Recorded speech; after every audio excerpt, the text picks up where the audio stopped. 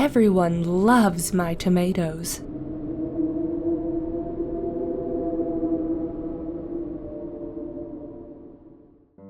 I've loved gardening ever since I was young. My mother was a gardener too. She taught me all of her tricks of the trade, got me to just love the taste of fresh produce. And I don't mean that supermarket fresh, where they cover them with wax to make them look shiny and perfect, like they were photoshopped onto the shelves. To me, there is nothing more satisfying than plucking something off the plant, fresh and still smelling of the garden, running it under some water, and taking a big bite out of it. My mother and I tended to the garden a lot. It wasn't to the point of obsession, not like my dad teased us about it. We just planted the seeds, pulled the weeds, gave them water, and something to give the soil a little extra kick when it needed it. We mixed our own fertilizer, a secret recipe my mother taught to me. My dad never liked being outside when we did it, though. He said we always stunk up the whole backyard whenever we mixed it. Neither of us minded that he didn't care to spend time in the garden. Garden time was strictly mother-daughter time. Besides, for all his complaining, my dad did always love the stuff we grew. I don't think I've seen a man since him eat so much salad at dinner. It was a happy time. Of course, it's not like that anymore. My dad died in a car accident about 5 years back. And my mother, after a long and hard-fought battle, finally succumbed to lung cancer about 3 years ago. She ate healthier than any person I have ever known, but she always did like to smoke. I grieved, of course, but I moved on. I own my childhood home now, and the garden with it, of course. I have plenty of friends, some of the crunchy granola type, and some not. Much as I love fruits and veggies, I could never go vegetarian, or even vegan like my best friend Sasha started a few years back. I can't help it, I just love burgers too much. So, I've got a decent life. A normal job working in administration alongside my best friend Sasha in the same company. You might wonder why I don't work in a plant nursery or something like that. But, well, it's like my dad always said, best to keep work and pleasure separate. I love my gardening, and it's a big hobby for me, but it's just that, a hobby. Well, a productive hobby, anyway. I always grow too much to eat on my own, so I always end up giving a bunch away to friends, and they all love it. They literally eat it all up, especially my tomatoes. Ever since I was little, my mom joked that I had a red thumb instead of a green one. Whenever I cared for or tended to tomato plants, they always grew big and beautiful and delicious. Every tomato season, each of them flourished and produced a big old bumper crop. I would have literally baskets of the things. In peak of the season, my dining room looked like a farmer's market. That is, if a farmer's market only stocked up on tomatoes. All of my friends looked forward to it each year. When I told them I had some, word would spread fast, and soon I'd have my phone buzzing, people calling dibs on who would get some first. Believe me, I wasn't upset about this. Like I said, I grew a lot. Way too many for just one person to eat before they went bad. So I was happy to give a lot of them away. My friends loved them, and I was only too happy to share. The only one who ever really got overwhelming about them was Sasha. She loved them more than anyone else. I would make mention of them, and she'd get this look in her eye. She always seemed to know when they should start growing, too. She tracked the growing seasons of things. I assumed it was to keep track of when the best produce would be in her favorite organic health food stores. But she was always so adamant about tomato season. We would be sitting next to each other at work, and she would listen to me talk.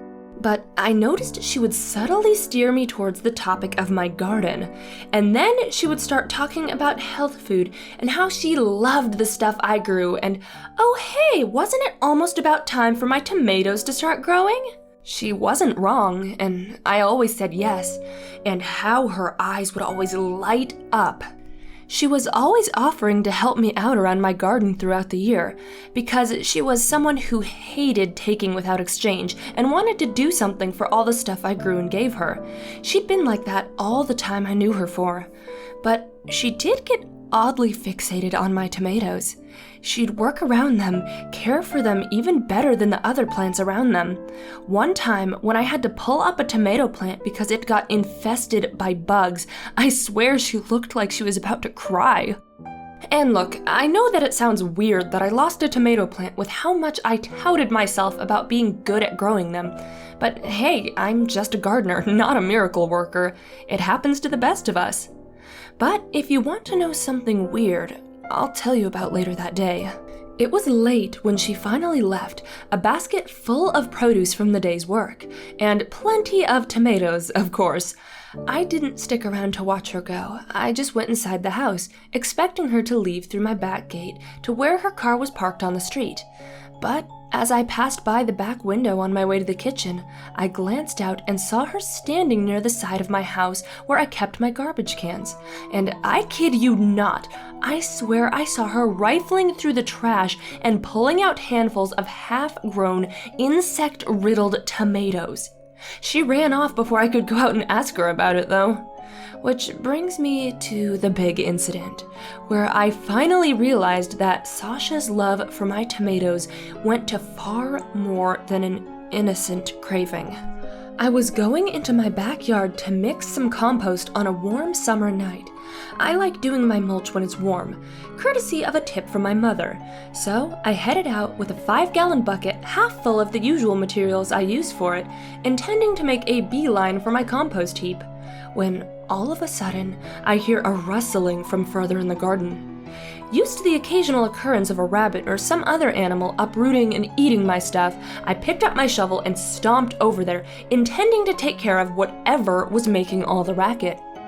What I did not expect to find was Sasha, knees pressed into the dirt, half covered in mud, holding a tomato in each hand, with what looked like a third stuffed in her mouth.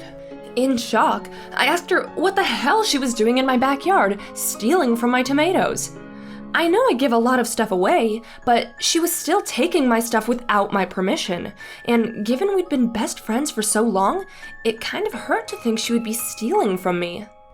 She swallowed hard, and I almost winced at the sound of it, and the size of the lump that went down her throat. In such a small, strange voice, she said she'd been hungry, and she ran out of tomatoes.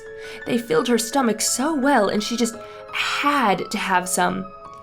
Well, seeing as she was my best friend, and I didn't want to ruin that over some tomatoes, I sighed and lowered my shovel, telling her just to put down the tomatoes she held and that she could come back tomorrow and have some if she helped me out again. Her eyes went oddly blank, and she stared at me too long to be comfortable. She did stand up, but unsteady, almost wobbly. And then she bolted at me, and in a gleam of the summer moon, I saw her brandishing a small hand rake I used for gardening. She had this weird, crazed look in her eye, and her teeth were bared, stained with juice and seeds, but otherwise glinting in the moonlight with what had to have been thousands of dollars of her expensive dental and orthodontic work on her perfect teeth. I shattered those teeth when I swung the shovel in her face. Bits of white flew out of her mouth, and she was too shocked to even cry out in pain. By the time she was on the ground, I already had the shovel up over my head, and I swung it down onto her exposed neck.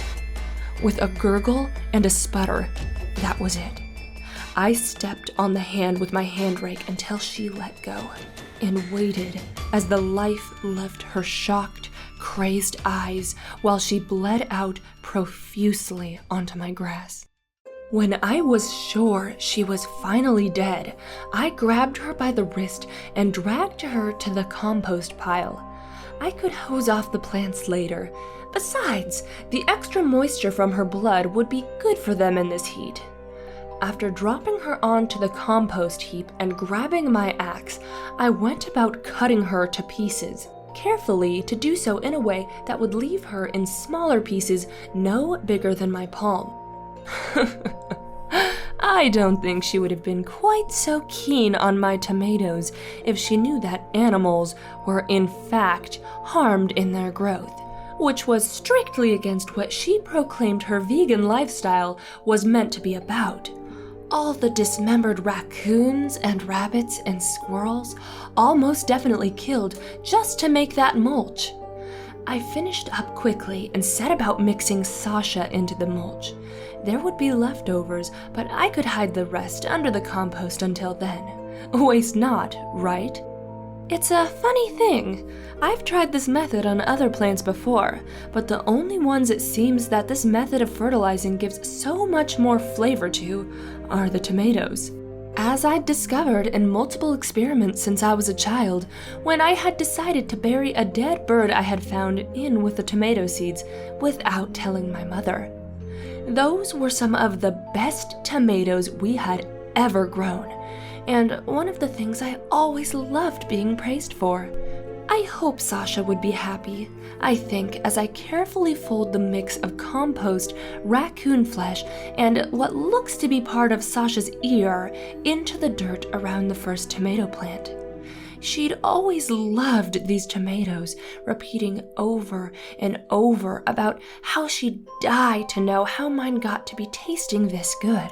Not only is she privy to the knowledge now, but she's part of the process. I hope this next crop grows out soon. I can't wait to have everyone try one and see how this crop tastes. Who knows? I may have to update my recipe.